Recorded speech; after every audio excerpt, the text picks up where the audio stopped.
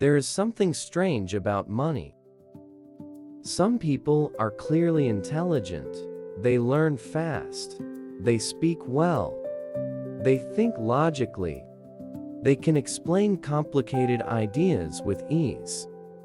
But years go by, and they still never seem financially secure. They are not always poor, but they are rarely solid, rarely calm, rarely safe. They always seem to be managing pressure, always adjusting, always trying to recover. And that creates a confusing question. If they are smart, why are they still struggling with money? Shouldn't intelligence make this easier? Shouldn't smart people naturally get ahead faster? The answer is uncomfortable. Money does not work like school. Life does not reward financial security the same way school rewards intelligence. Money does not always go to the person who understands the most.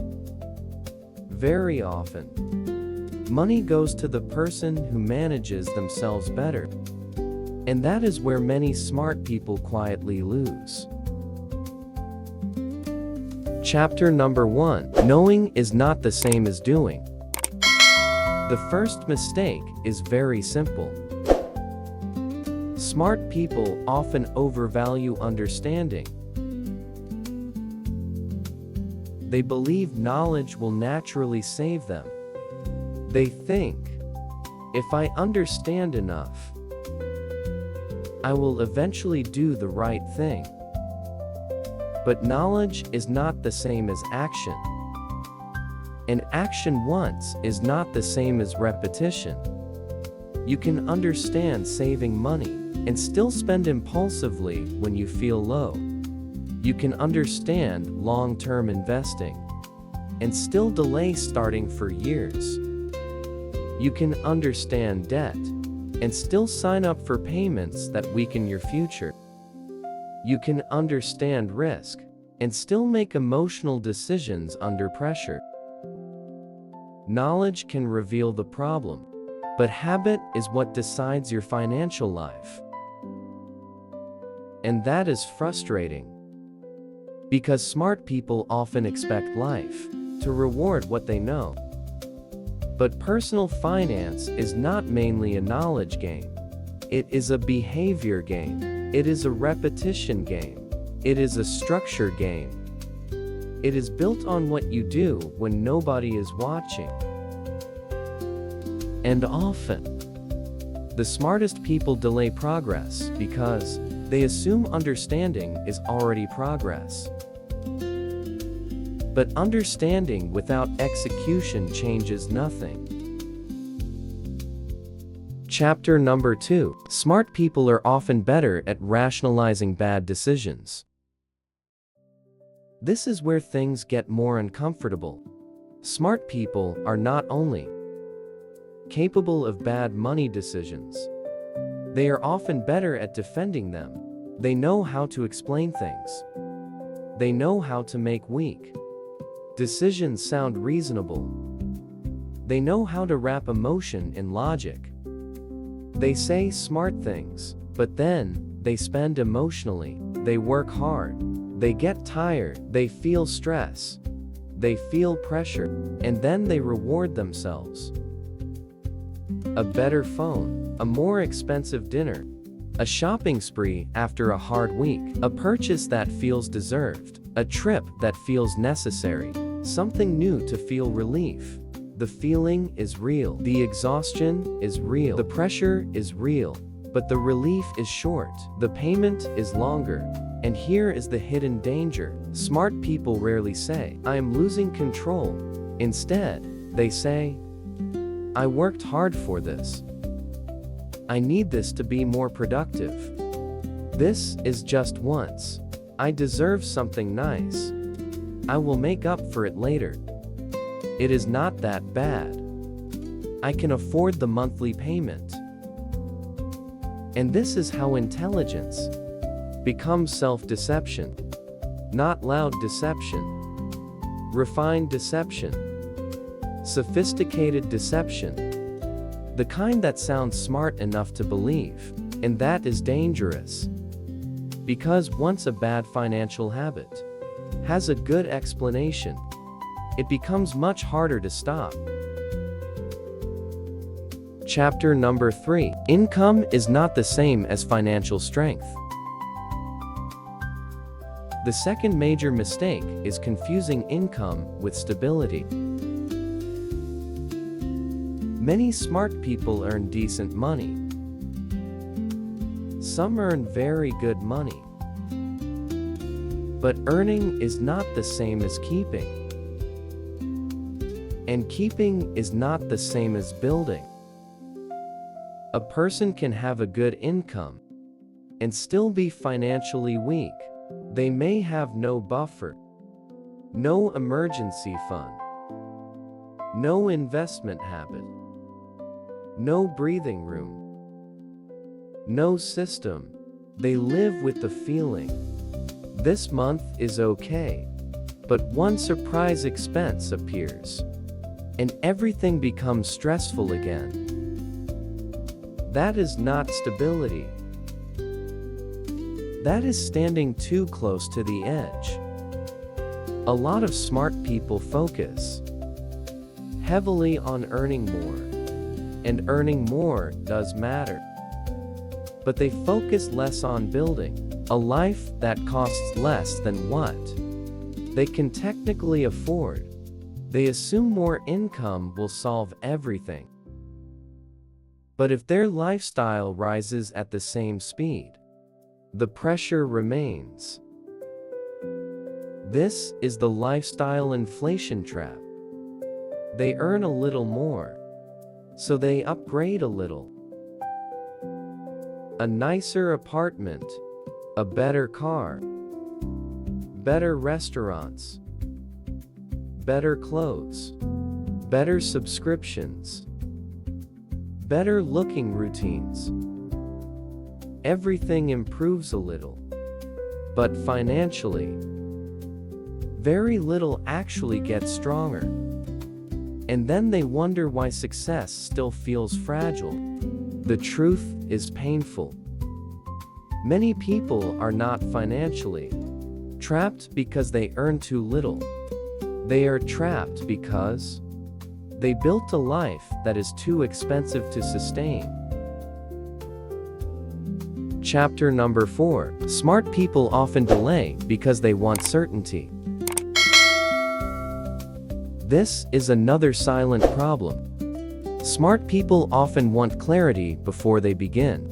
They want to understand everything first. They want to prepare correctly. They want to feel ready. They want to make sure they do it the right way. And on the surface, that sounds responsible. But in real life, it often becomes elegant procrastination. They say, when I earn more, I will start saving. When life is more stable, I will start investing. When I understand everything better, I will begin. When I feel less overwhelmed, I will organize my finances. But life rarely becomes perfectly clear on its own. Income rarely becomes automatically extra. And confidence usually comes after action, not before it. This is a hard truth. Some smart people stay financially stuck because they trust their future self too much. They believe the future version of themselves will be calmer, more disciplined, more organized, more strategic, more mature, more ready. But systems are not built with the word later. Financial security is not built by future intentions. It is built by present structure. A small real step today is stronger than a perfect plan that never starts. Chapter number 5. Small repeated actions matter more than impressive ideas. Smart people often underestimate small actions. They want strong strategies, big shifts, impressive frameworks, sophisticated systems. They are drawn to what sounds powerful. But personal finance is often saved by things that look boring. Tracking spending. Cutting one unnecessary habit. Automating savings. Investing a small amount consistently. Avoiding emotional spending. Living slightly below your means. Building an emergency fund slowly. Waiting before big purchases. These actions look too simple. And that is why many intelligent people dismiss them. They want a better theory. But what changes life is often not a better theory. It is a better pattern. People love dramatic solutions. But wealth is usually built quietly, repeatedly, unimpressively, over time. That is why financially strong people often look boring. Their system is boring. Their discipline is boring. Their decisions are boring. But boring is often exactly what works. Chapter number 6. Money is not only math, it is behavior under pressure. This may be the most important part. Money is not only math. It is behavior. It is repetition. It is self-control under emotion. It is identity under pressure. It is what you do when you are tired. It is what you do when you feel behind. It is what you do when you feel like you deserve relief. It is what you do when life feels unfair. You do not become wealthy only because you understand compound interest. You become stronger when you are patient enough to let time work for you. You do not become safe only because you understand bad debt. You become safer when you repeatedly refuse things that weaken your future. You do not become financially free because you can analyze everything. You become freer when you stop using intelligence to protect unhealthy behavior. That is the real shift. Smart people often think they need more information, but often they need more honesty, more structure, more repetition, more patience with simple habits, less ego, less performance, less dependence on how they feel in the moment. Chapter number 6. Money is not only math, it is behavior under pressure. So what actually helps? Not more knowledge first. More structure first. The first shift is this. Stop trusting mood too much. Do not wait until you feel ready to manage money. Do not wait until a month feels comfortable to save. Automate something small. Even a small amount matters. The second shift is this. Identify emotional spending honestly. Do not judge it first. Just name it. Notice what you buy when you are tired. Notice what you buy when you feel empty. Notice what you buy when you want to feel successful. Real change often begins with honest visibility. The third shift is this. Build a life slightly cheaper than what you can afford. Not to punish yourself. Not to live small, but to grow stronger. To create margin. To create peace. To reduce panic when life changes. The fourth shift is this: start smaller, but start for real.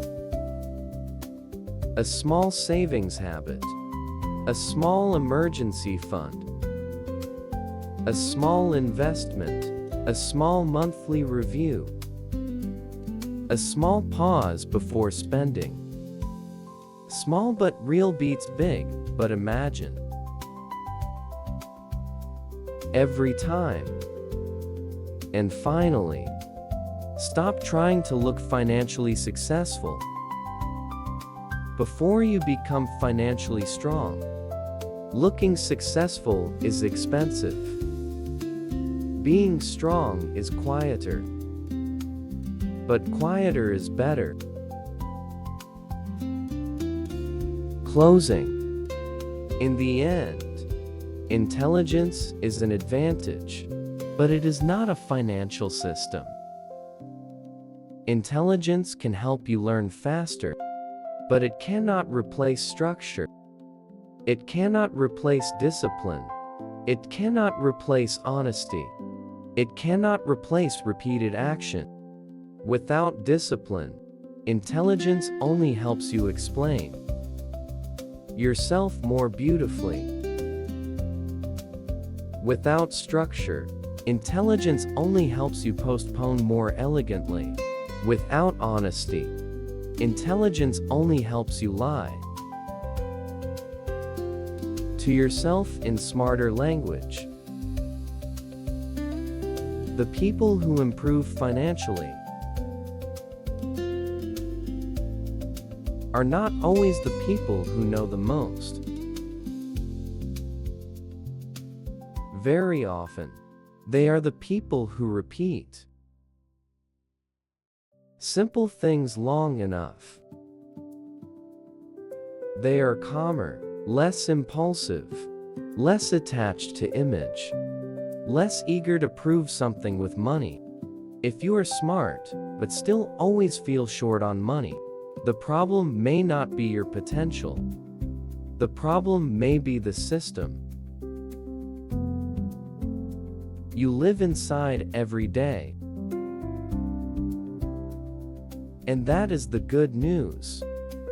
Systems can be changed. You do not need to make your life look richer first. You need to make it stronger first. You do not need perfect timing. You need one honest step repeated. You do not need a dramatic reinvention. You need a stable pattern. Because, in the end, money does not usually follow the person who speaks best. It follows the person who lives with better structure. And sometimes, the most important financial lesson is not how to earn more. It is how to stop living in a way that keeps you weak.